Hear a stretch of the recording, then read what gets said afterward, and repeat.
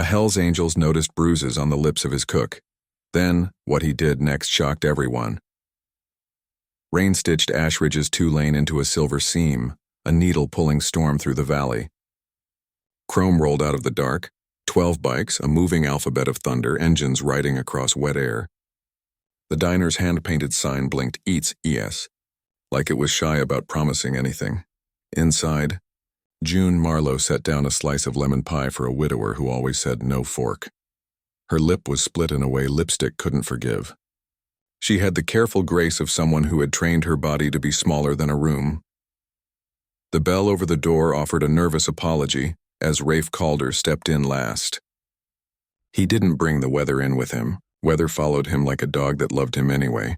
He paused long enough for the glass to fog under his breath. Habit, check the mirror. Confirm you're still here, and then he moved. Evening, he said, voice where gravel goes to rest. June nodded without looking him in the eyes. Eyes are dangerous. They make doors where doors are supposed to be locked. Her sleeve slid when she poured coffee, and the shadows blooming on her wrist were the kind that don't come from kitchens. Rafe didn't stare. He spoke to the room the way some men speak to a horse, calm, palms open. He took the corner booth with his back to the wall and his face to everything else. 2 off-duty deputies hunched over pancakes at midnight, the bravado of borrowed power steaming off them like cheap whiskey. The town radio mumbled weather that nobody needed, storm still here, as if the rattling windows weren't eloquent enough. Outside, the convoy settled along the curb, heat lifting off wet tanks in soft columns. Rain ticked like a pocket watch on chrome. He caught it in the window, the idling truck across the street. Lights off, engine a low growl. Not late. Waiting. That truck's been there 10 minutes too long, Rafe said without looking up. June's jaw tightened, and the coffee in the pot rocked a slow circle. Don't make it your problem, she said.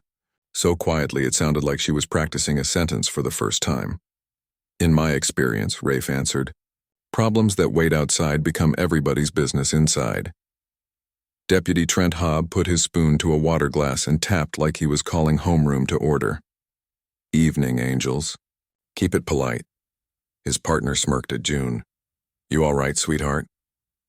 The word landed dirty. The widower with no fork looked at his plate like it was a bunker. June tried to keep moving. Survivors build maps out of sound. The clink of porcelain, the hush of napkins, the whisper of the door when it gave up and sighed. And then a radio crackled in the truck, a voice too familiar to be anything but a bruise with a tongue.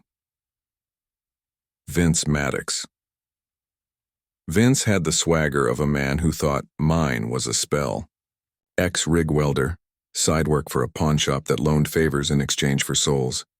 When the town closed its eyes, he traded cash for silence with Trent's cousin, who kept the landlord's books. He liked keys other people earned. June had once believed in the religion of smallness. If she could make herself quiet enough, careful enough, like glass after it's polished, maybe the world would forget where to hit. The world never forgets. The truck blinked once. A promise. Rafe slid a napkin toward June, square, clean, ordinary. If you need a door, he said, we make doors. Her fingers trembled around the coffee pot, and the relief that flickered across her mouth looked exactly like fear wearing better shoes. He's not supposed to come here, she whispered, but the grammar of it betrayed her. Not supposed to isn't the same as won't. Rafe rose like there was no hurry he hadn't already seen.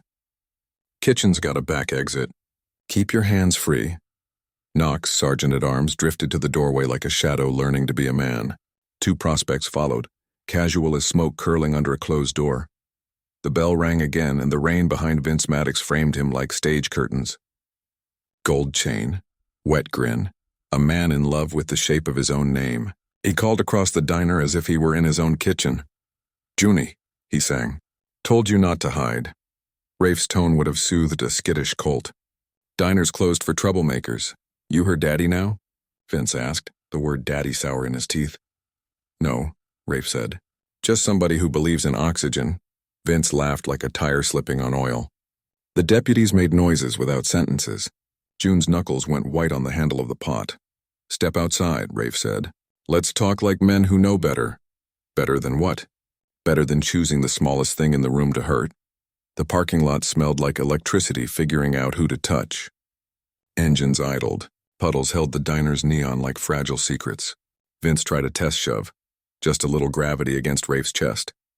Rafe didn't give him even a sway. "Go home," Rafe said. Vince swung wide, drunk on fear disguised as pride. Fear always wears pride like a good coat. Bone cracked. Rain applauded. Knox's voice cut the night. "Gun!" The shot rewrote the rhythm of the storm. Metal screamed. Vince stumbled back, spitting red iron and fishhooks, then found the one talent men like him always find, running. Tail lights stitched away into fog. June was a silhouette in the doorway, trembling with something that looked too close to release. Kit turned the lock. The quiet that followed felt like a room that remembers the last name of every ghost that's ever visited. "He'll be back," Knox said. "I know," Rafe answered. "That's why we stay till morning," June tried to argue. "He's got friends in the sheriff's office. You'll get burned." Rafe shrugged the way some men shrug when there's a dog in the road you can't leave. "We ride through fire all the time. Why help me?" "Because someone helped me when I wasn't worth the gas it took to pull over." Her lips shook and then steadied, and that tiny bravery, the steadiness, pulled the stitches tighter around the world. Dawn arrived like a tired father, gentle, apologizing for the noise. The angels' bikes wore dew like metals. Rafe sat beneath the diner's window, lighter flick-click, flick-click. A metronome for a heart that refused to rush. Sheriff Dale Miles walked in with the weight of a badge that had never learned to be removed. He looked like a man who'd been taking aspirin for something that wasn't a headache. "Morning, Rafe," he said. "Didn't expect you back in Ashridge." "Didn't expect the rot to still have a key," Rafe answered. Miles's gaze visited June and left a footprint. "You all right, miss?" "I'm fine," June said, which is a word that means nothing and everything. "Fine," Miles repeated as if tasting it for poison. "That what you told Vince?" Rafe stood. The diner's fluorescent hum got loud, the sound of the sky holding its breath. "You got something to say, Sheriff?" Rafe asked. Miles pivoted his stare like a wrench. "Town runs quiet when outsiders don't start fires." "Maybe check who's holding the match," Rafe said. Miles tipped his hat in a motion that wanted to be grace and settled for habit. "Be careful who you trust, son." He left the bell to find its own courage. "He's not coming to protect you," Rafe told June, soft as the truth can be when it finally stops apologizing. "He's coming to warn the man who hurt you." June's eyes widened the way eyes do when a room spins and suddenly stops, the walls still crooked. "But at least you can see it. Afternoon did that thing it does in small towns, time and light get thick like someone poured honey into the gears." Rafe smoked on the curb. Knox leaned a shoulder to the brick. They didn't fill the air with talk. Men who have walked a long time learn not every silence is an enemy. "You ever get tired of standing between hurt and more hurt?" Knox asked. "You don't save people," Rafe said. "You stand close enough till they remember how to save themselves." June watched him through the glass and tried to count the ways a stranger can look like a promise. She had kept so many promises to herself already. Don't spill, don't speak, don't flinch where he can see you do it. She made a new one. Breathe.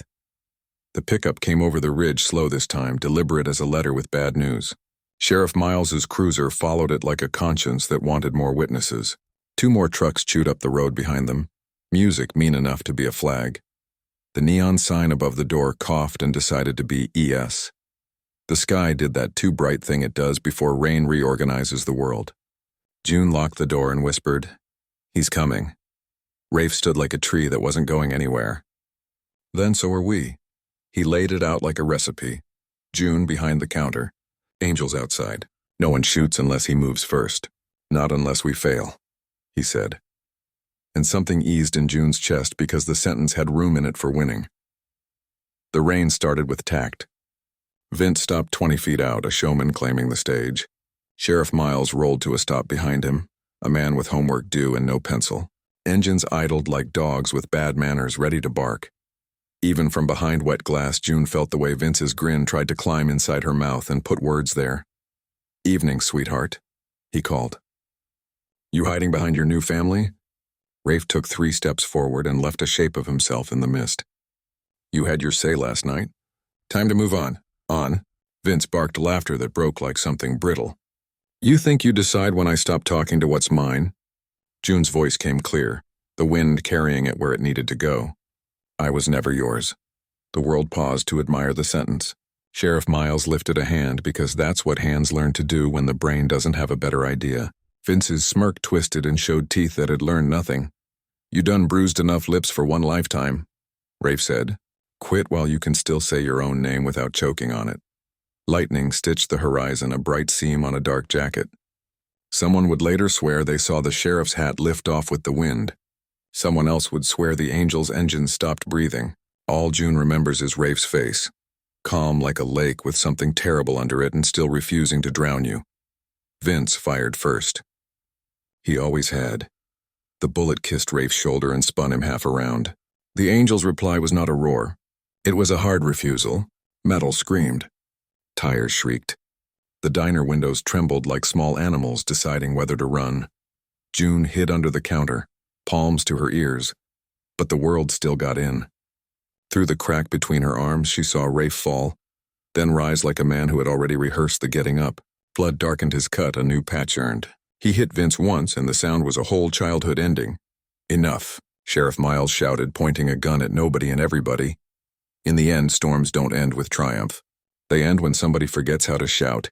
Vince lay in the mud, rain diluting the dark map of his blood into what looked almost like something a river could forgive. Rafe pressed a rag to his wound. Knox hovered in the light you only see after lightning, too bright for lies. We should go, Knox said, before law turns truth inside out. Rafe knelt by Vince, voice steady, a gift he didn't owe. You ever look at yourself? Really look? Pain doesn't make you strong. It makes you lonely.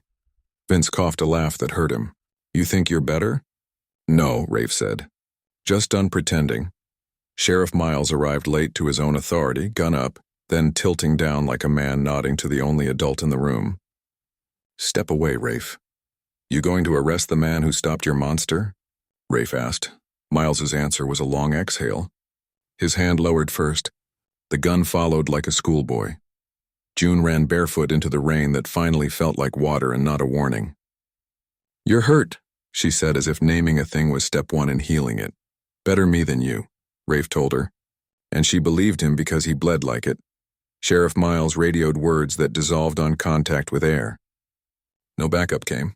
Small towns try their ghosts at home first. Knox said, We've got a medic back at base.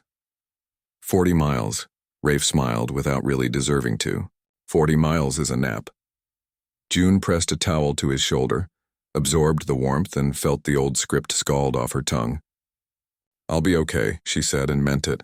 Because you stayed. That's the point of family, Rafe said.